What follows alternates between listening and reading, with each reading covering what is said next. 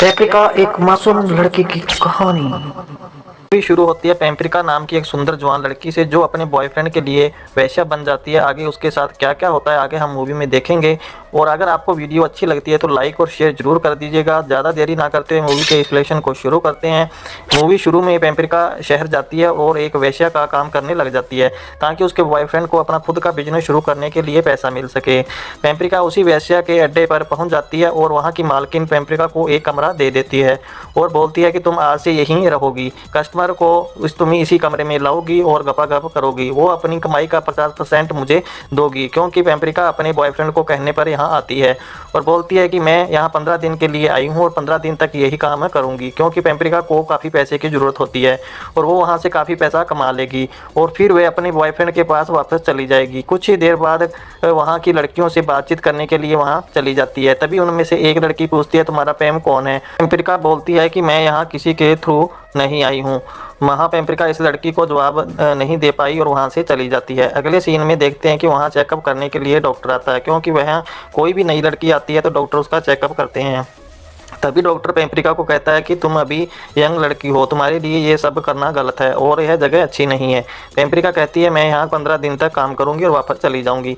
तभी डॉक्टर कहता है कि तुम यहाँ से वापस नहीं जा पाओगी। अगले सीन में हम देखते हैं कि पेम्प्रिका तैयार होकर नीचे आती है और सबसे ज़्यादा हॉट और सेक्सी दिखाई देती है और तभी उसे पहला कस्टमर मिल जाता है और वे उसे कमरे में ले जाती है। जैसे ही वो आदमी गपागप शुरू करता है और पेम्प्रिका को अपने बॉयफ्रेंड की याद आ जाती है और वह कस्टमर को बीच में से भगा देती है और कस्टमर उसको पूरा पैसा नहीं देता और चला जाता है और वो उसकी मालकिन पॉलेट गुस्सा हो जाती है और उसे वार्निंग देती है। कुछ ही दिनों में पेम्प्रिका का वहाँ बहुत ही फेमस हो जाती है और वो सब लोग उसे ही पसंद करने लगते हैं और उसी के साथ गपागप करते हैं और पेम्प्रिका के पास काफ़ी पैसा आ जाता है। तभी उसकी दोस्ती एक फ्रेंच नाम के लड़के से हो जाती है और वो लड़का रोज़ पेम्प्रिका के पास गपागप करने के लिए आता है और वह लड़का पेम्प्रिका से प्यार भी करने लगता है और पेम्प्रिका उसे मना कर देती है। और उसके बाद पेम्प्रिका अपने बॉयफ्रेंड को फ़ोन लगाती है और फ़ोन रिसीव न होने के कारण वो और भी परेशान और अपसेट हो जाती है और फ्रेंड्स उसे डिनर पर ले जाता है। तभी वहाँ नीनो भी आ जाता है और उसके साथ एक लड़की भी होती है और पेम्प्रिका उसके पास जाती है और कंफर्म करती है कि नीनो कोई बिजनेस ट्रिप पे नहीं गया था, वो पेम्प्रिका से धोखा दे रहा था। तभी पेम्प्रिका को पता चलता है कि यह इस लड़की के साथ 3 साल से है।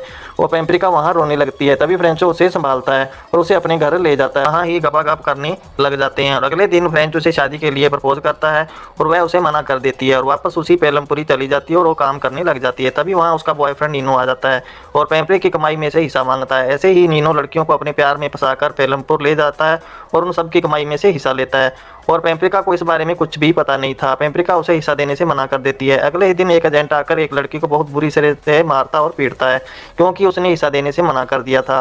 पेम्प्रिका ये सब देखकर डर जाती है और वहाँ से शहर छोड़कर भाग जाती है, लेकिन ट्रेन में वही एजेंट उसे पकड़ लेता है और उससे ज़बरदस्ती करने लगता है।